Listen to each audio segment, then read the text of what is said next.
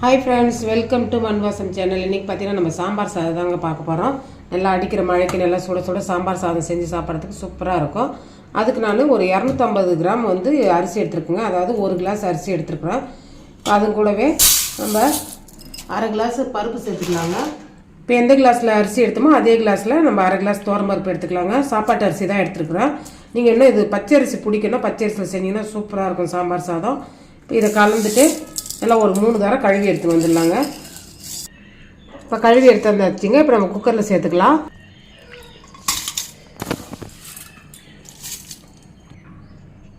இப்போ தண்ணி அளவு பார்த்தீங்கன்னா, இப்போ நான் பருப்பும் அரிசியும் 1.5 கப்பு ஆகுது இல்லைங்களா. இப்போ நார்மலாக செய்யணும்னா சாதம் வடிக்கணும்னா ஒரு கப்பு அரிசிக்கு 2 கப்பு தண்ணி வைப்போம் இல்லைங்களா. இதுக்கு டபுள் மடங்காக வைக்கணும். இப்போ 2 கப்புன்னு போது 4 கப்பாக வச்சுக்கணும். இப்போ பருப்பும் அரிசியும் 1.5 கப்பு ஆகும்போது நான் 6 கப்பு தண்ணி சேர்த்துக்கிறேங்க.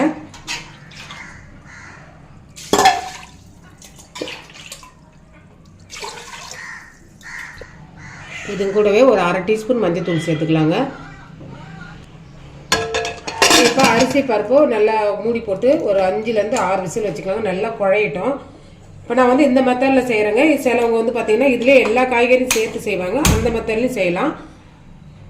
இப்போ அரிசி பருப்பு வேகட்டுங்க. அதுக்குள்ளே நம்ம காய் வேக வச்சுக்கலாம். இப்போ இது இன்னொரு கேஸில் மாற்றி வேக வச்சிடலாங்க. இப்போ கேஸ் ஆன் பண்ணிவிட்டு கடாய் வச்சாச்சுங்க. இப்போ மல்லாட்டெண்ணெய் தான் சேர்த்து செய்கிறேன். மல்லாட்டெண்ணெயில் சூப்பராக இருக்கும் சாம்பார் சாதம். ஒரு 50 ml மல்லாட்டெண்ணெய் சேர்த்துக்குங்க.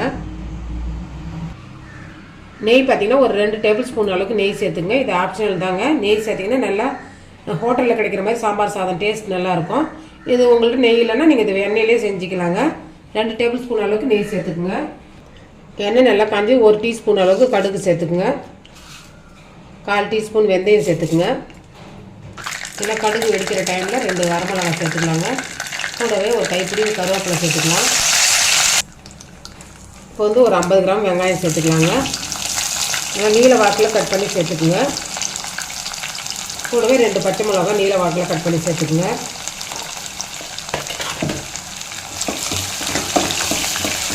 இப்போ வெங்காயம் ஒரு பாதி அளவுக்கு வதங்கினா போதுங்க. நான் பார்த்தீங்கன்னா கத்திரிக்காய், கேரட்டு, பீன்ஸு, சவு சேர்த்து நான் செய்ய போகிறேன். நீங்கள் முருங்கைக்காய், மாங்காய்லாம் கட்டினா சேர்த்து செய்யுங்க. அதுவும் நல்லாயிருக்கும். பூசணிக்காய் கூட சேர்த்து செய்யலாங்க. இப்போ நான் என்கிட்ட இருக்கிற காய்கறி வச்சு நான் செய்கிறேன். இப்போ காய்கறி எல்லாம் சேர்த்துட்டு ஒன்று சேர வதக்கி விட்டுக்குங்க.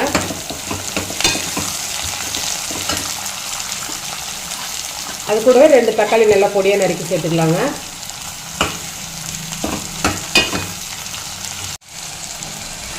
இந்த காய்க்கு தேவையான மஞ்சள் தூள் சேர்த்துக்கலாங்க. முன்னாடி மஞ்சள் தூள் நம்ம பருப்பில் சேர்த்துருக்கோம்.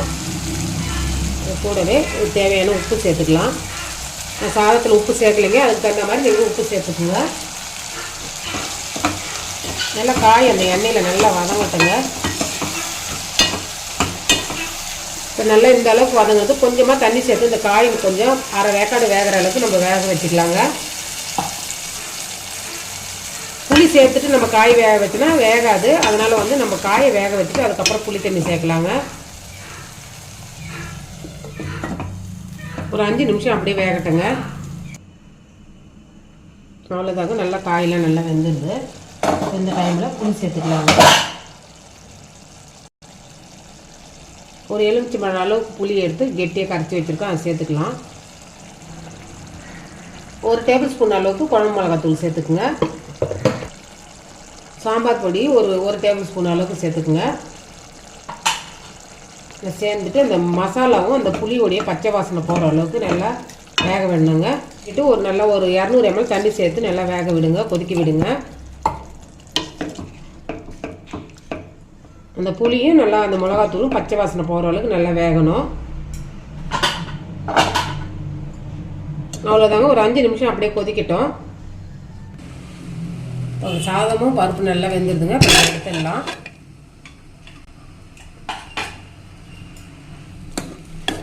நல்ல குழைய வெந்துருக்குது பாருங்கள். தண்ணி அளவும் கரெக்டாக இருக்குது.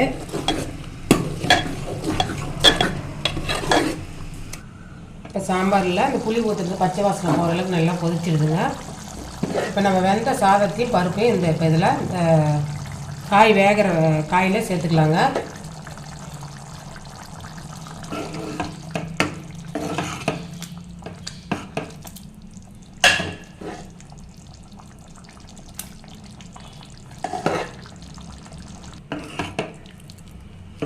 இப்போ சாதத்தை எல்லாத்தையும் சேர்த்தாச்சிங்க. இதில் இப்போ பார்த்தீங்கன்னா பெருங்காயத்தூள் சேர்த்துக்கலாம்.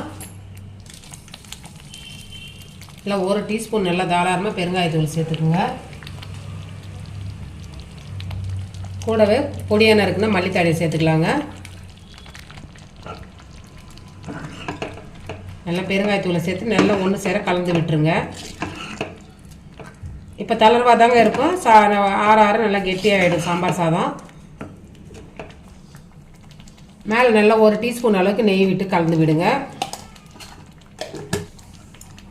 நெய் சேர்த்துட்டு நல்லா ஒன்று சேர கலந்து விட்டுருங்க. அவ்வளோதாங்க. சூப்பரான நல்லா கமகமக்கும் சாம்பார் சாதம் ரெடி ஆகிடுச்சிங்க. இந்த ரெசிபி பிடிச்சிருந்ததுன்னா மண் வாசம் சேனலில் லைக் பண்ணுங்கள், ஷேர் பண்ணுங்கள், கமெண்ட் பண்ணுங்கள், சப்ஸ்கிரைப் பண்ணுங்கள். பக்கத்தில் இருக்கிற பெல் ஐக்கானை கிளிக் பண்ணுங்கள். தேங்க்யூ.